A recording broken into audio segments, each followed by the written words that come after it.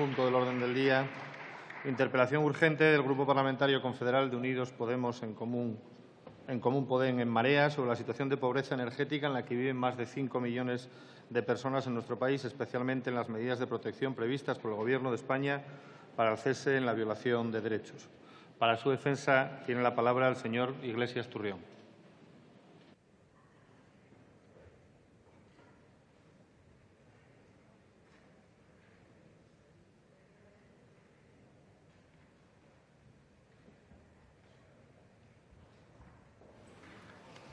Gracias, señor presidente. Señor ministro, se estrena usted al frente de la cartera de Energía. Gracias. Y me va usted a permitir que le enseñe un truco para calentar una habitación pequeña por muy poquito dinero. Se puede usted ir al IKEA. Un momento. Le ruego, por favor, silencio para que podamos escuchar al orador. Muchas gracias. Gracias, señor presidente. Le decía, señor ministro, que puede usted ir al IKEA y comprar estas velas pequeñitas que son muy baratas, comprar también una bandeja con los bordes elevados y 2 macetas de cerámica, una más grande y una más pequeña. Si coloca usted 4 velas encendidas en la bandeja y sobre ella coloca la maceta más pequeña y después la maceta más grande, después de unas horas quizá consiga usted elevar la temperatura de un cuarto pequeño unos 2 o 3 grados. No lo pruebe en su despacho porque seguramente sería demasiado grande y, sobre todo, tenga usted cuidado porque esto es peligroso. Esta técnica que le estoy contando se hizo famosa hace 4 años cuando un periodista freelance británico lo grabó en vídeo y se hizo viral porque mucha gente copió la técnica para su casa. Y aparece también en una película que le recomiendo, I, Daniel Blake, de Ken Loach, en la que pues una familia sin ingresos se ve obligada también a intentar calentar su casa así. Cuando vi la película, una de las compañeras que vino conmigo se emocionó, rompió a llorar, porque ella había tenido que calentar una habitación una vez utilizando esta técnica. El problema de esta técnica, que es barata, ciertamente, es que es muy peligrosa. Los bomberos del Ayuntamiento de Barcelona han dicho que el 70% de los incendios que tienen que atender tienen que ver con familias, con personas que intentan calentarse usando trucos como este. Hay más trucos. Se puede comprar cinta adhesiva y ponerla en las ventanas, o te puedes cubrir con mantas en casa, o incluso hay muchas familias que mandan a los niños a dormir desde las 6 de la tarde porque en la cama están más calientes, o muchos jubilados, muchos pensionistas que se van a la cama muy temprano también para eso, para además poder tener las luces apagadas. Hay algunos datos que explican que en nuestro país haya tanta gente que tenga que jugarse la vida utilizando trucos como estos que además humillan la dignidad de las personas. Según el Instituto Nacional de Estadística, 1/3 de los españoles es pobre. Y el problema de la pobreza energética es que es la más invisible porque se produce en el ámbito doméstico y porque produce una enorme vergüenza a la gente que la padece. Afecta además, señor ministro, a los sectores más vulnerables, los ancianos, las niñas y los niños. Según un estudio de la Asociación de Ciencias Ambientales, en los últimos 8 años el precio de la luz y del gas en España ha subido un 70%. Y los gobiernos no han hecho nada. Al mismo tiempo que se estaban aplicando recortes sin precedentes en nuestro país, al mismo tiempo que un número creciente de españoles sufría no solamente el paro, sino el paro sin recibir ninguna prestación, al mismo tiempo que la renta disponible de las familias españolas disminuía, la luz y el gas subía un 70% y el Gobierno no hacía nada. Según Infolibre, de 2009 a 2015, 7,3 millones han sido los cortes de luz que se han producido en España. 7,3 millones. Y los gobiernos no han hecho nada. Le voy a enseñar otro truco. Este truco lo conoce usted mejor, pero se lo quiero contar a la gente. Es un truco que usan las eléctricas para seguir abusando y para seguir haciendo básicamente lo que les da la gana. El truco se podría ilustrar así. José María Aznar, Consejo de Administración de Endesa; Ángel Acebes, Consejo de Administración de Iberdrola; Felipe González Márquez, Consejo de Administración de Gas Natural; Elena Salgado, Consejo de Administración de Endesa. Este truco a usted le suela más. Una información de Infolibre también en 2012 señala que Red Eléctrica fichó a su hermano gemelo, el señor Alberto Nadal, que fue después secretario de Estado de Energía y en la actualidad es secretario de Estado de Presupuestos, para su compañía, y también a un tal Ignacio López Hierro, a la sazón consorte de la señora María Dolores de Cospedal. Ambos renunciaron a este nombramiento, a este fichaje, por el escándalo que se generó. El problema es que este truco, el truco de las puertas giratorias, es legal. Y este truco consiste en que las empresas energéticas se compran a estos señores de aquí del Banco Azul, se los compran con dinero, sacan el dinero que hace falta para comprar exministros y expresidentes.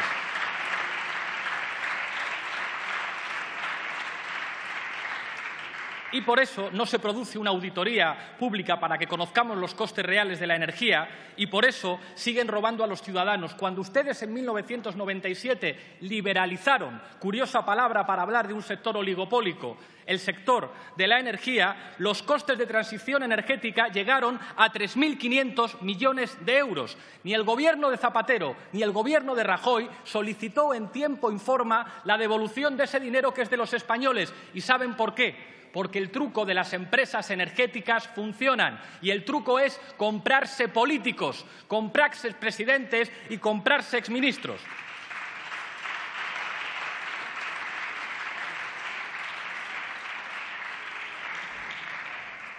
Hemos solicitado, señor ministro, la comparecencia del señor Isidre Fainé en la Comisión de Energía. El señor Isidre Fainé fuera banquero, ahora está al frente de Gas Natural Fenosa, que es la compañía que cortó la luz a una señora de Reus, a Rosa, que murió. Por cierto, a lo mejor no estaría mal que alguna vez guardáramos minutos de silencio en sede parlamentaria por las víctimas de la pobreza energética.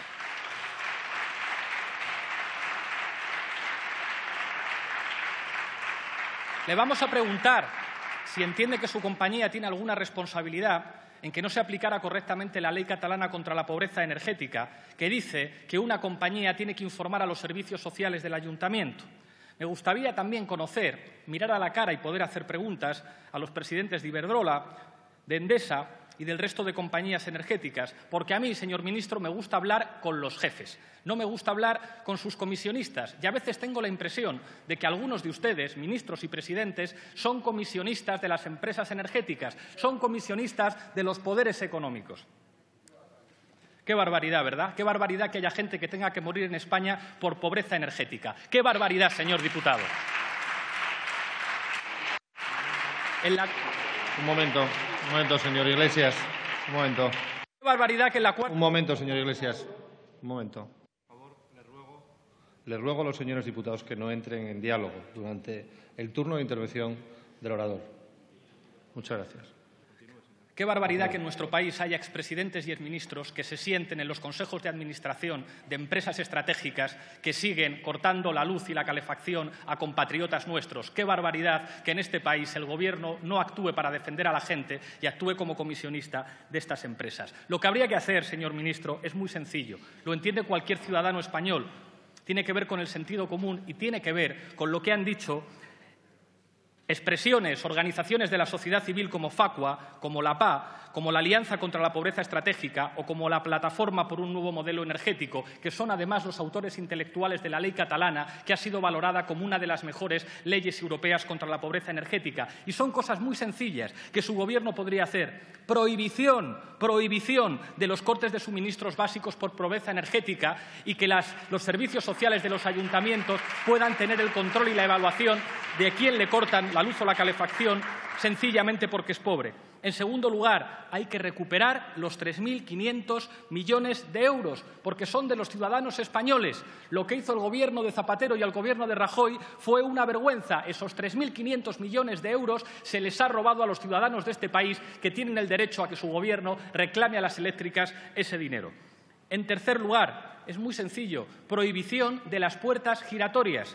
El Gobierno y esta Cámara cuentan con mecanismos suficientes para no tener que seguir humillando la democracia, viendo a expresidentes y a exministros sentados en los consejos de administración de empresas estratégicas. Y, en cuarto lugar, auditar los costes y acabar con los abusos tarifarios. Señor ministro, la obligación del Gobierno es cumplir la ley y hacer que la ley se cumpla. Y en este país no se está cumpliendo la legislación internacional de derechos humanos. En este país no se está cumpliendo la Directiva 72/2009. En este país no se está cumpliendo la Observación General Cuarta del Comité de Derechos Económicos, Sociales y Culturales. El Gobierno tiene que cumplir la ley y obligar a las eléctricas a cumplir la ley. ¿Y sabe, señor ministro, lo que hay que hacer si las eléctricas no cumplen la ley? Se les invita a una reunión, se les sienta educadamente en una mesa y se les lee lo siguiente: toda la riqueza del país, en sus distintas formas y sea cual fuere su titularidad, está subordinada al interés general. Se reconoce la iniciativa pública en la actividad económica. Mediante ley se podrá reservar al sector público recursos o servicios esenciales, especialmente en caso de monopolio, y, asimismo, acordar la intervención de empresas cuando así lo exigiere el interés general. No es el manifiesto comunista, señor ministro, es el artículo 128 de la Constitución española. Muchas gracias.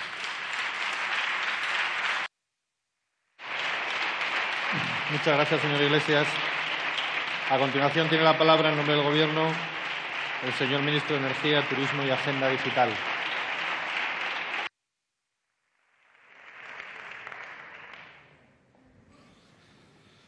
Gracias, señor presidente. Gracias, señor Iglesias, por su constructiva intervención, que ha sido muy útil para aportar ideas y medidas para luchar contra la pobreza energética, que es de lo que yo he venido a hablar aquí. De su actuación en términos de provocación y agitación y propaganda no voy a entrar porque no le corresponde al Gobierno de España y además no es útil para los 5 millones de personas que, según el Instituto Nacional de Estadística, tienen problemas de pobreza energética en nuestro país. Solo le diré una cosa. A este ministro no lo ha comprado nunca ni una compañía ni ningún gobierno extranjero. Se lo dejo así. Bueno. Mire usted, esta interpelación viene a resultas de un caso muy lamentable. Yo creo que no hay nadie en esta Cámara ni fuera de la Cámara que no lamente la muerte de doña Rosa Pitarch, que no tenía que haberse producido, o por lo menos lo que no tenía que haberse producido es el corte de suministro eléctrico que se produjo en esa vivienda, porque existía una ley en vigor que reconozco, y lo he dicho antes a un compañero de la prensa, a una persona que me ha preguntado, que es una buena ley. Es una ley que está enmarcada dentro del ámbito constitucional y dentro de las capacidades que tiene la Generalitat de Cataluña para gestionar.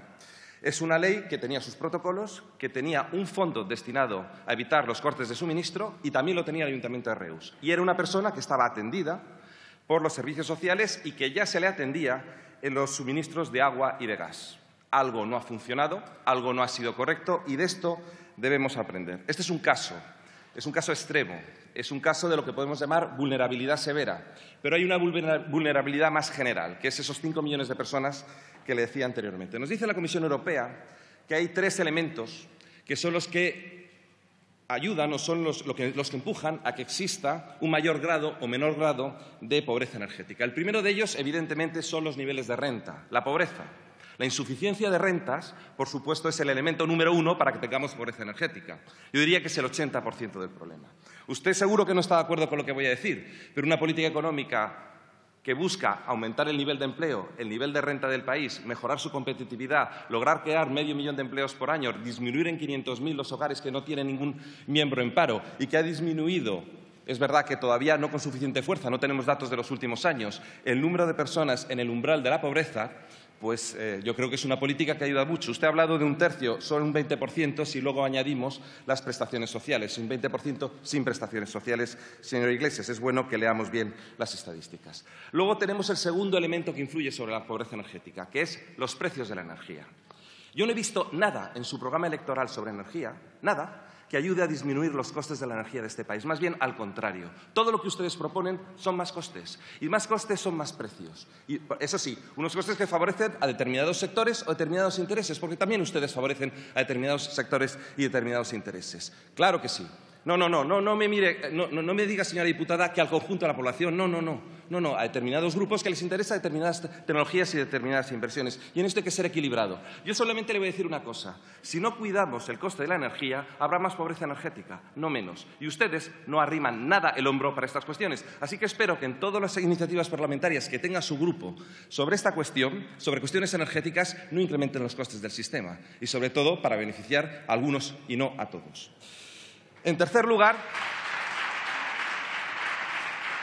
En tercer lugar, la calidad de la vivienda. Este es un tema muy importante y del que hay que hablar y mucho. Si no tenemos viviendas de calidad, el coste para una familia de baja renta de mantener temperaturas adecuadas son mucho más caros. Y, por tanto, tenemos una incidencia mayor de esa pobreza energética en esa familia. No, me está usted asintiendo, pero me gusta, porque por lo menos hablamos de los temas que influyen sobre la pobreza energética y las medidas que podemos hacer. Hay en marcha un plan del Ministerio de Fomento para la renovación de 50.000 viviendas y otro del IDAE para la renovación de unas casi 60.000 viviendas. Y lo queremos ampliar. Aquí tenemos que echar mucho esfuerzo. Todo lo que podamos hacer para renovar el parque de viviendas y hacer que estén mejor aisladas y tengan mayor eficiencia energética, muchísimo mejor. El programa del IDAE, que es el que depende de mi departamento, se puso en marcha hace apenas 2 años. Está financiado por el sector energético. Es el programa de eficiencia energética, está pagado por las empresas, esas empresas que a usted no le gustan. Yo creo que las empresas son útiles, lo que hay que tener es tenerlas bien reguladas y actuar adecuadamente bien, pero son útiles, funcionan dentro de una economía de mercado. La Constitución también nos dice que hay libertad de empresa, propiedad privada y economía de mercado, también nos lo dice, señor Iglesias, y en competencia, y si no hay competencia suficiente, bien reguladas, que es a lo que se dedica mi departamento. Bien, pues estas empresas pagan un fondo de eficiencia energética y prácticamente la mitad de ese fondo, un porcentaje muy elevado del mismo, se está dedicando a la mejora de la eficiencia energética de viviendas, de edificación, que esto es fundamental. Estos son los 3 elementos que nos ayudarían a reducir la pobreza energética. Pero, sin embargo, seguimos teniendo pobreza energética. Es lo que nos está diciendo la estadística del Instituto Nacional de Estadística, un 10% aproximadamente de la población, 10,6 en el último año. En el año 2006 era el 10,1. Es una cifra que va variando con el tiempo. Yo creo que también tiene que ver con la climatología, porque el INE pregunta a los hogares y hay años que están mejor y años que están peor, pero estamos en esa cifra. La media de la Unión Monetaria es 9,6, estamos ligeramente por encima. Eso no quiere decir que nos conformemos. Tenemos un problema similar al del resto de los países europeos y que, por tanto, tenemos que acometer. Una vez que tenemos hogares en situación de pobreza energética, hay que ver qué actuaciones se pueden hacer. Y aquí hay 2 tipos de actuaciones, unas que están en el ámbito de la política energética y otras que están en el ámbito de la política social. Y tenemos un sistema constitucional descentralizado y la política energética corresponde en exclusiva a las administraciones centrales, a estas Cortes Generales y al Gobierno, y la política social a las comunidades autónomas. Esto nos lo ha definido muy bien el Tribunal Constitucional como resultado del primer recurso de inconstitucionalidad del primer decreto ley sobre esta cuestión que hizo la Generalitat de Cataluña. Luego, la ley que hizo posteriormente sí que ya respetaba estos límites. Eso es muy importante porque, hombre, usted pertenece a un grupo que se llama Grupo Confederal. Unidos Podemos, En Común Podem, En Marea. Es decir, no me diga usted que su grupo no pretende el respeto de los estatutos de autonomía, las competencias exclusivas de las comunidades autónomas y lo que estas comunidades autónomas pueden hacer, según nos dice el Tribunal Constitucional, que tienen materia exclusiva en cuestiones sociales. Por tanto, ¿qué es lo que le corresponde a la Administración General del Estado? A lo que podemos hacer aquí. La política energética general, lo que es atender al gran colectivo de vulnerables, a ese 10%. Esto es lo que en el año 2009, con un gobierno socialista, y como obligación que venía de una directiva comunitaria, se crea el bono social. El bono social se ha mantenido con los diferentes colectivos que lo componen intacto hasta el momento presente. Yo creo que todos los partidos políticos tenemos en nuestro programa una revisión de esos colectivos y ver qué tiene sentido y qué no tiene sentido dentro del bono social. Y sobre eso quisiera convocar a su portavoz para la reunión que quiero tener mañana con todos los portavoces energéticos para discutir de este tema. El bono social fue mejorado en el año 2013. Antes era una cantidad fija que cobraba cada hogar, ahora es un 25% del precio total de lo que se consume, por lo cual aquellas familias que necesitan mayor consumo tienen un mayor beneficio dentro de este bono social. Pero este bono social ha sufrido un serio ataque. Ese ataque proviene de una sentencia del Tribunal Supremo en el que dice que las comercializadoras eléctricas no estaban bien repartidos, por decir así, su financiación entre ellas y, por tanto, ha dejado en suspenso esta financiación. Esto es muy urgente solucionarlo, muy urgente. Yo creo que la solución es muy obvia, es sencillamente aplicar la sentencia del Tribunal Supremo para que el sistema pueda seguir financiándose y funcionando adecuadamente bien. Con la cara que me está poniendo, ya le digo yo que se siga financiando, evidentemente, por las comercializadoras. Yo creo que esa es la opinión que tiene el Gobierno y yo creo que en eso no vamos a tener ningún desacuerdo.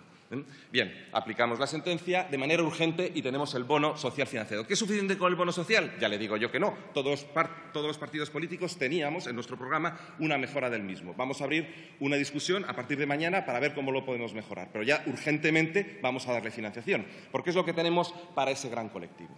Luego tenemos el problema que surge y que nos revela de una manera muy evidente el caso de Reus. Y es que hacer no con los casos de vulnerabilidad general, sino de los casos de vulnerabilidad severa, esos casos que son atendidos y que solo pueden ser evaluados por los servicios sociales y, por tanto, es de competencia de las comunidades autónomas. Nosotros desde aquí no le podemos decir a una comunidad autónoma cómo tiene que hacer su política social. Eso es evidente. Lo van a hacer como ellas quieran. Lo que sí se les dice, y es lo que actualmente está dentro de la sentencia del Tribunal Constitucional y orienta el camino cómo deben actuar, es lo siguiente. Son las comunidades autónomas las que tienen que hacer sus convenios con las compañías eléctricas, que es lo que ha ocurrido en el caso de Cataluña. Estos convenios determinan cuáles son las condiciones o no para la interrupción del suministro. Y una vez que se establezcan las condiciones adecuadas para el pago de la deuda, en todo caso se hace la comunidad autónoma garante del pago de la deuda a través de los fondos que tiene instituidos para el pago de estas familias, de la deuda pendiente de estas familias en extrema vulnerabilidad. Está muy bien hecho el sistema.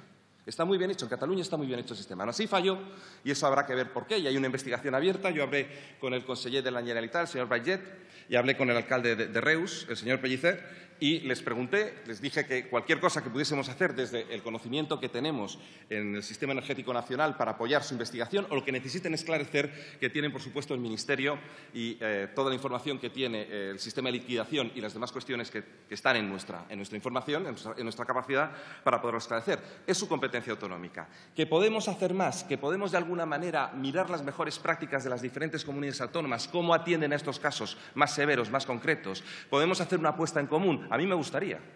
A mí me gustaría ver cómo las comunidades autónomas colaboran entre ellas y vamos buscando las mejores prácticas y que se vayan poniendo. Yo puedo aquí anunciar lo que puede hacer el Gobierno, que es esa mejora del bono social. Puedo hablar de qué manera puedo incluso buscar algún tipo de financiación específica que pueda ayudar a las comunidades autónomas y a los ayuntamientos para su actividad. Pero los que tienen que hacer esa actividad de vigilar, evaluar y buscar y atender a la población que está en esa situación de vulnerabilidad severa, evidentemente tienen que ser aquellos que tienen la competencia y tienen los medios, porque evidentemente no trabajan para el Ministerio de Energía ningún trabajador social. Sin embargo, sí son los trabajadores sociales los que evalúan los casos como el de la señora de Reus. Esta es la propuesta que yo tengo, porque he venido aquí a hacer propuestas, he venido aquí a trabajar, he venido aquí a dialogar, he venido aquí para hablar con ustedes y los demás grupos parlamentarios para ver cómo encontramos soluciones a esta cuestión, porque es evidente que no está bien resuelta, que no lo tenemos tan bien resuelta como en otros países, también mejor resuelta que en otros países, eso hay que decirlo, pero siempre se queda por trabajar. Mientras haya gente que tiene dificultades para su consumo energético, el Gobierno no puede estar satisfecho. Acabo de llegar, me encuentro con una sentencia que hay que atender para evitar que esto tenga un problema y me encuentro con, yo creo, una buena predisposición de diálogo de los grupos políticos para seguir avanzando en esta cuestión. Me he mirado todos los programas electorales y todos los pactos políticos que ha habido en los últimos 12 meses sobre esta cuestión y somos muy coincidentes, señor Iglesias, tremendamente coincidentes. Yo creo que hay un amplísimo campo para el acuerdo, una amplísima posibilidad de sacar iniciativas legislativas y de otro tipo en este Parlamento para ayudar a solucionar los problemas. Y le invito a que se suma. Todo lo demás, pues entiendo que usted tenga que hacer su discurso. Muchas gracias. Muchas gracias, señor ministro.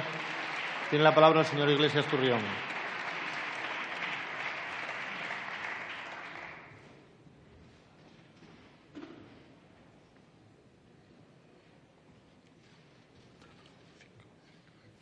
Gracias, señor presidente. Señor ministro, le voy a recordar las 4 propuestas que le he hecho.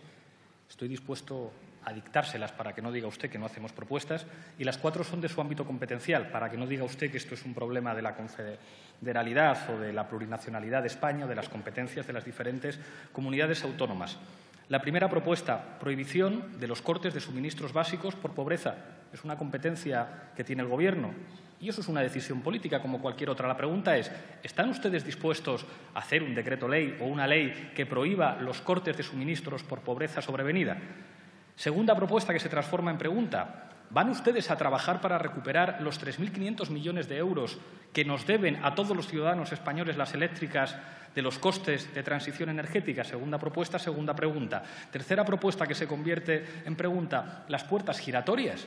Yo creo, no he escuchado jamás jamás a un miembro de este Parlamento defender en esta tribuna que es presentable, que es ético, que es eficiente en términos económicos tener a expresidentes y a exministros en consejos de administración de empresas estratégicas. Es más, es algo que les avergüenza, es algo que a los partidos políticos en campaña electoral les gusta que no se hable de ello, porque los candidatos se avergüenzan de tener a sus expresidentes y a sus exministros en esos consejos de administración. ¿Se imaginan ustedes a Mariano Rajoy diciendo estoy orgulloso de que el señor José María Aznar esté en Endesa? ¿Se imaginan a Susana Díaz diciendo, bueno, Susana Díaz sí es capaz de decirlo, estoy orgullosa de que Felipe González esté en Gas Natural? Pero es que los españoles se avergüenzan de ello. Tercera pregunta, ¿van ustedes a prohibir de una vez las puertas giratorias? Porque es evidente que lo que hace una empresa energética al fichar a exministros y a expresidentes es hacer una inversión, es comprarles para que se legisle a su favor. Cuarta pregunta, ¿van ustedes a favorecer una auditoría pública de los costes y van a acabar de una vez con los abusos tarifarios, que es algo que han denunciado todas y cada una de las asociaciones de expertos? Me decía usted, le añado una quinta pregunta. Le he dicho que hemos solicitado la comparecencia del señor Isidre Fainé, un hombre muy poderoso. Querría conocer su opinión. ¿A usted le parecería bien que el señor Isidre Fainé, el hombre que está al frente de Gas Natural Fenosa, comparezca en la sede de la Soberanía Popular a dar explicaciones a los representantes de la Soberanía Popular? A mí me parece muy sensato que uno de los hombres más poderosos del mundo, de esos que cenan a veces con políticos, pues en lugar de tanta cena, venga un día a una comisión parlamentaria y los diputados le podamos hacer preguntas. ¿Le parece a usted bien? Respecto a la muerte de Rosa en Reus, yo entiendo que usted diga que esto es competencia de la Generalitat de Cataluña, pero ¿qué va a hacer usted? Usted no me puede decir si se han producido en los últimos años 7,3 millones de cortes de electricidad, que esto es un problema de competencias. ¿Qué está usted pensando hacer desde su ministerio para evitar que estos cortes se produzcan y situaciones desgraciadas, como la que todos rechazamos aquí, no se vuelvan a repetir? A propósito de la ley catalana, ha dicho usted que le encanta. ¿Por qué la recurrieron? Es verdad que la recurrieron en una parte que tenía que ver con la vivienda, pero usted después ha hablado de la necesidad de que las viviendas se produzcan y se puedan construir y habitar en condiciones de calidad energética. Bueno, el Gobierno, en una comparecencia de prensa de la señora Soraya Sáenz de Santamaría, explicó que esa ley, una de las mejores leyes de Europa, la recurría el Gobierno. ¿Qué le parece a usted ese recurso? A propósito de nuestro programa, no dudo de su rigurosidad, pero creo que no se lo ha leído usted bien. La propuesta estrella de nuestro programa era precisamente un plan nacional de transición energética que tenía dos patas. Una, la generación de empleo, poniendo a trabajar a buena parte de los parados procedentes de la construcción en la rehabilitación de edificios para una mayor eficiencia energética y, en segundo lugar, en una transición que, claro, que tiene unos perdedores. Nosotros apostamos por evolucionar hacia una energía limpia. A nosotros nos parece que apostar por la energía solar, por la energía eólica, es más saludable que apostar por formas de energía que tienen que ver con recursos hidrocarburíferos de los que nuestro país encima no es productor, con lo cual se pone en cuestión la soberanía al depender de la fijación de precios internacionales de estos productos. Esa es nuestra propuesta. Diga usted que no le parece bien, pero no diga usted que no nos tomamos en serio la cuestión de la energía, porque es probablemente la propuesta estrella de nuestro programa. Y le formulo tres preguntas más. La primera, ¿qué es lo que va a hacer usted específicamente? ¿Qué le va a decir a las eléctricas para que terminen con los cortes? Y esto no es algo que se pueda delegar en los ayuntamientos y que se pueda delegar en las comunidades autónomas. ¿Se va usted a reunir con ellos, con los presidentes de las eléctricas? ¿Se va usted a reunir con las eléctricas para decirles que se terminaron los cortes por pobreza sobrevenida? Y, en último lugar, yo soy favorable a que haya una política de Estado con la cuestión de la energía. Creo que en esto podríamos buscar acuerdos que nos permitieran garantizar algo que no solamente tiene que ver con los derechos humanos y con los derechos de los ciudadanos, sino algo que tiene que ver con las posibilidades soberanas de un país, porque estamos hablando en última instancia de recursos estratégicos. Y aquí hay muchas fórmulas.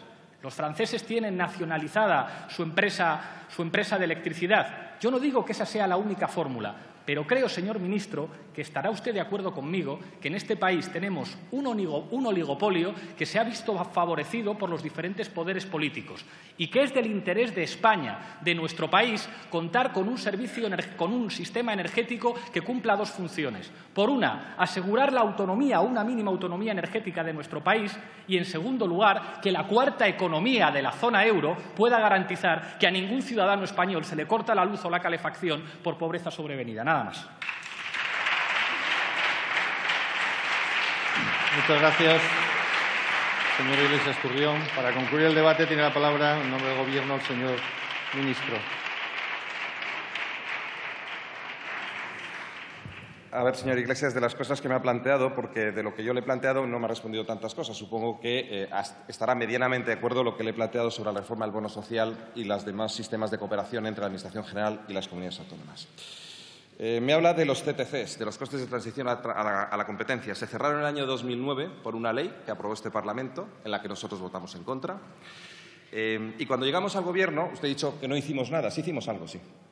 Primero miramos la posibilidad de que ese tema se reabriese. La Abogacía del Estado nos dijo, tengo el informe, se lo enseño cuando quiera, que este tema no se podía reabrir según legislación española, pero sí pudimos hacer una cosa.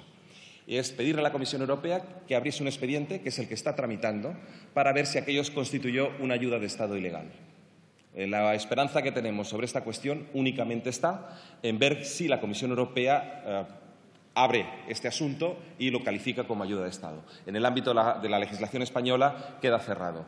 No es una decisión nuestra, es como son nuestras leyes, que evidentemente hay que cumplirlas, y supongo que en eso usted estará de acuerdo. Pero no puede decir, porque sería muy injusto, que el Gobierno español no ha hecho nada al respecto. Puertas giratorias. Hay una normativa de conflicto de intereses que se cumple rigurosamente. Usted la quiere endurecer, perfecto. Pero ahora mismo hay una normativa de conflicto de intereses y se está cumpliendo con una oficina de conflictos de intereses que hace un informe por cada alto cargo de la Administración General del Estado que pide o solicita un cambio de actividad. ¿Les parecerá poco? Pues yo no tengo ningún inconveniente en que ustedes traigan a la Cámara un endurecimiento de las mismas. No me parece que este sea el elemento más esencial dentro del sector energético, pero vamos, aparte no sería mi competencia el ponerme a discutir sobre ello. Pero la ley existe en vigor y se cumple escrupulosamente, que no siempre en toda la historia anterior de los distintos gobiernos había una oficina con un rigor y un cumplimiento de la misma tan exhaustivo como el que hay ahora mismo ahora. Lo que yo no le acabo de entender es cuando me dice usted que cómo voy a acabar con los 7,3 millones de cortes de electricidad.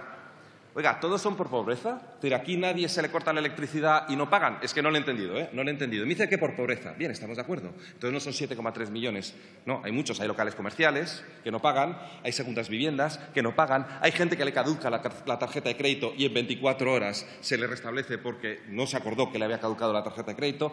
Por cierto, el sistema eléctrico no sabe, de lo que depende de mí, no sabe cuál es la causa, si es por pobreza o es por cualquier otra causa que le digo. Por eso le digo que tienen que intervenir los servicios sociales. Y ahí es cuando nos dice el Tribunal Constitucional que esto es de competencia exclusiva de las comunidades autónomas. Y ahí es donde podemos tener buenas prácticas, intercambios, o que las comunidades autónomas piensen que esto de alguna manera se tiene que recentralizar. Eso lo tenemos que dialogar, si queremos hacerlo a nivel nacional o que cada comunidad autónoma lo vaya haciendo. Yo le he dicho, yo no tengo ningún inconveniente en reconocer que la ley catalana es una buena ley. Por cierto, yo no la tengo recurrida en lo que es el ámbito de mis competencias, porque, bien, es que en otros ámbitos pudo sí tener problemas de competencias y de constitucionalidad. Ya lo dirá el Tribunal Constitucional. El decreto de ley anterior sí que lo dijo. Oiga, es una ley que es una mezcla de varios asuntos. Uno de ellos es el energético y el energético no está recurrido. No me puede decir a mí en lo que es mi trabajo y mi cartera que la tengo recurrida, porque yo no la tengo recurrida. Bien, lo digo porque está recurrida en otros artículos, no en los míos. En la auditoría de costes, ¿qué se cree que ha sido la reforma energética que hizo el Gobierno en la legislatura anterior? Fue precisamente esto. Fue una revisión de coste por coste en todas las diferentes actividades reguladas del sector para ver, las actividades reguladas del sector son el 60% del mismo, para ver si los niveles retributivos eran los adecuados. Le voy a decir, a usted que le gusta tanto la historia y citas, es que está, y me parece muy bien, yo comparto con usted esa afición. ¿Sabía usted que antes de la reforma energética había tendidos de cables eléctricos, de estos que van en los pueblos de casa en casa, los vemos por toda la geografía española, que son de la época de Primo de Rivera y que todavía se estaban amortizando? Y que ha tenido que venir el Gobierno anterior a poner orden porque no se sabía cada proyecto qué rentabilidad tenía, cómo estaba estandarizado. La orden de estándares que se estableció tiene más de 1000 páginas. Una orden ministerial con un trabajo encomiable de los funcionarios del Ministerio entonces de Industria y del IDAE, muchos de ellos condecorados, porque no se puede usted ni imaginar el trabajo que les supuso hacer precisamente eso que usted llama una auditoría, proyecto por proyecto, estándar por estándar, ver cuánto tenía que haber costado, ver cuánto está declarado, qué rentabilidad debía tener y sacar una orden de retribución. Esa orden de retribución y ese Real Decreto de Retribución está recurrido por las compañías eléctricas. No les ha gustado, pero está en vigor. Porque nosotros hacemos la política en serio, no sin demagogias. No es cuestión de que por el hecho de que una compañía sea grande y gane beneficios por ser grande, ya de por sí es mala. No, es un tema de que tienen que competir y cuando se les regula tiene que tenerse muy claro cómo se les está regulando. Y el primer gobierno que puso orden en la política energética de este país en décadas ha sido el anterior, muy criticado. Y si usted lee las hemerotecas verá que este ministro no es precisamente el preferido del sector. Pero tampoco es una cuestión de enfrentarse al sector por el mero hecho de ser el sector. Es una cuestión mucho más sencilla. Es regular bien, trabajar bien para que haya competencia y, desde luego, no hacer irresponsabilidades en el sector energético. Usted me habla de su programa electoral. Cerrar las nucleares a pelo cuesta dinero. Porque es una energía, sí señor, porque es una energía que cumple unos requisitos que no cumplen otras. El día de mañana a lo mejor tenemos otras tecnologías, pero poner tecnologías caras e inmaduras le costó muchísimo dinero a este país. ¿Sabe cuánto? ¿Sabe cuánto? Le ha costado durante 25 años más de 9.000 millones de euros al año, porque eran inmaduras. Se sustituía energía a 50 euros el megavatio hora por energía a 500 euros megavatio hora. Hoy esa energía sí es eficiente. Esa energía fotovoltaica hoy sí lo es. Hoy sí cuesta 50. Pero entonces los españoles pagamos 500 y le dimos al resto del mundo la curva de aprendizaje. Hoy en China hay industria de producción fotovoltaica porque hicimos el tonto en este país y financiamos a unos precios carísimos una industria inmadura.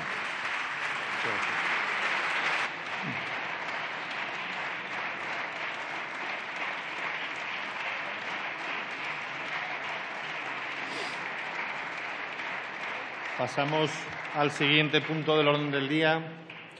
Interpelación urgente